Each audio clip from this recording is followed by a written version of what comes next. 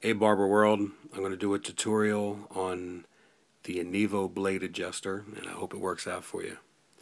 We're going to start off with the original design that they came out with. It was intended for the Andis Outliner, both the square NT blade of the Andis Outliner as well as the smaller T-edger. The assembly is the same concept on the back. So the first thing you're going to want to do here is take your screwdriver and loosen the two screws up that hold the tab in place. Do not remove them, just loosen them up. Loosening the screws is going to release tension on the tab.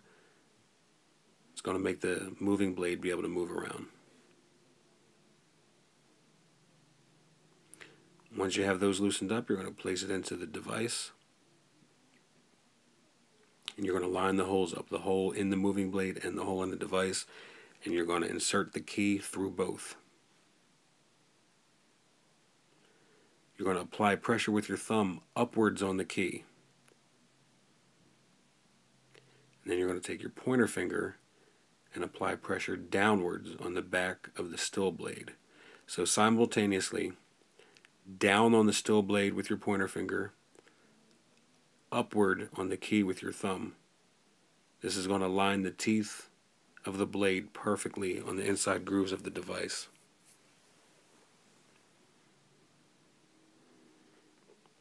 Once everything's in place and it feels right, tighten the screws back up.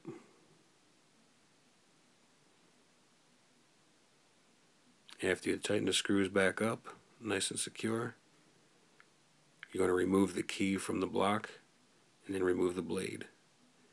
You're going to check it first by eyesight. Look at it, slide the moving blade back and forth, make sure nothing sticks out, nothing's uneven, nothing's slanted. Then take your finger and run it towards the bottom of the blade. As long as you don't feel anything hanging over, you're perfect. We're good.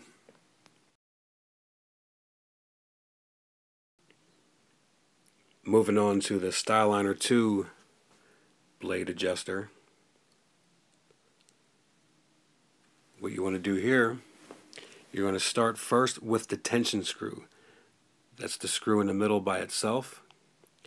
You're going to do a half a turn counterclockwise, half a turn to the left. You do not want to over loosen or tighten this screw. This determines how much movement you're going to have on the moving blade. So after you turned your tension screw half a turn to the left, you're going to loosen the top two Phillips head screws here. You want the entire device of the moving blade to be able to move around freely. Place it in a block, have everything lined up, then you're going to take the spring.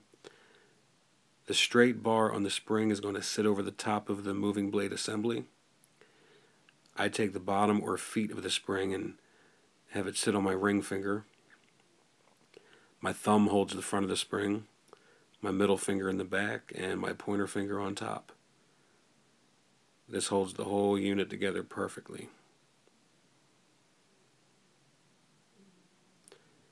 Once everything's lined up the way you want it, you're going to start again with the tension screw and turn it back half a turn, so clockwise or to the right. Do not over adjust. I can't repeat the importance of that. Do not over adjust that blade. You don't want it too tight. Tighten up the top two screws. Check it just like we did the other blade. Check it with your eye and then run your finger across it and make sure there's no overhang. Now the problem that people were having with the original design was that the spring was too tight, and the spring being too tight applies too much pressure on the moving blade, which when assembled makes the moving blade stick out too much, which was causing, biting, scratching, cutting. You want the moving blade just about reaching the teeth of the still blade. You don't want it to be even or overlap at all. So to alleviate the situation, I took the spring and I placed it into the device itself, and I bent backwards. In this case, would be to the right. We're going to take some of the bend out of that curve there, or the heel of the feet. You're going to take some of that bend out of there by putting it into the device itself and bending it backwards.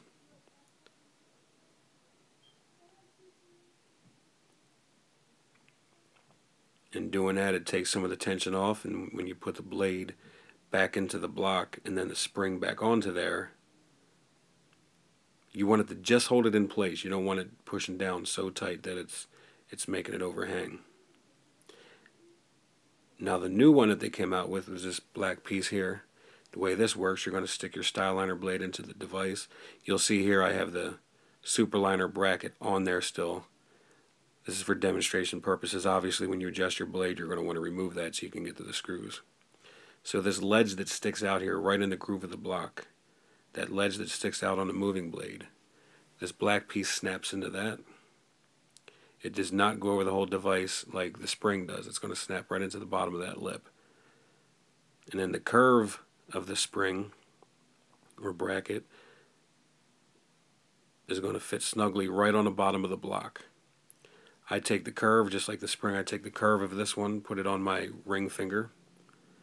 My thumb, again, holds everything together in the front. Middle finger on the back. Pointer finger locks everything into place. Again, without the bracket for the Superliner blade on there.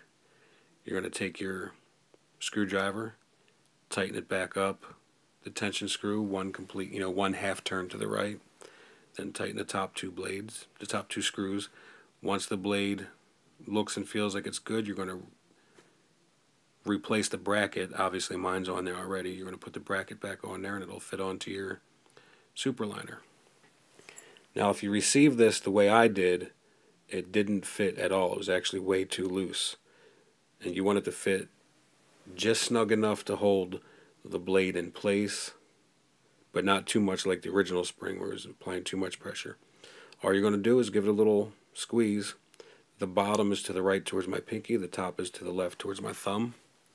You're going to give it a squeeze so that when you put it back on, it's going to hold everything in place firmly. Now if you received yours in the mail and it was too tight, you're going to do the opposite. You're just going to stretch it out a little bit so that when you fit it back on, it's perfect. I hope this helped, and if you have any more questions, you can continue to send me emails or comment, and I'll do my best to help you out. This is a great item. I'm loving it, and I hope you do as well. Barber love.